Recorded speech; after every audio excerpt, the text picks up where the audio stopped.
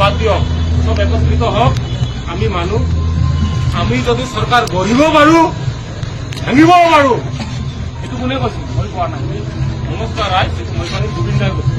আমি এতিয়া এক খবৰ হ'ল, জাতি ভেদেৰি চৰকাৰ। আমি আকৌ নতুন চৰকাৰ কৰিম। বিজেপি চৰকাৰে কি কৰিছে কি কৰা নাই এইটো আপোনালোকে জানে, বহুত জানো, চবেই জানে। এইবিলাক পলিটিকেল চাপৰ্ট।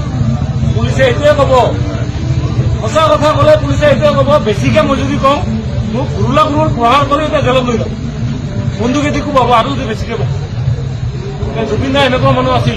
জুবিন দা মৰাৰ পিছত এই আহিব, জুবিন দা মৰাৰ পিছত এইটো হৈছে গোটেই সমাজ একলগ হৈছে নাই? জাতিভেদ আছে নেকি? মন্দিৰ নহয়তো। মই ভাষণ দিয়া নাই, মই পলিটিকেল লিডাৰ নহয় ভাই, মই এটা সাধাৰণ ড্ৰাইভাৰ। আহি গ'ল নে নাই?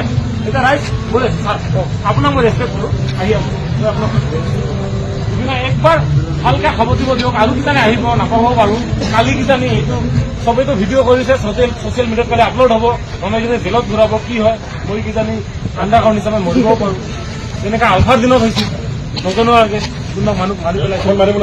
হ'ব, এক ছেকেণ্ড চাই, একবাৰ ভালকে একটা সাৱতি ল'ব দিয়ক জুবিন দাক। তাৰপিছত যি কৰে পাৰিলে মানক যি কৰে জয় জুবিন দা। সদায় আপোনাৰ আদৰ্শ, আপোনাৰ কথা আমি মানি চলিম। মোৰ দৰে যদি আমাৰ নিচিনা নিয়ম ডেকা ল'ৰাবিলাকে মানি চলে, বিৰাট ভাল।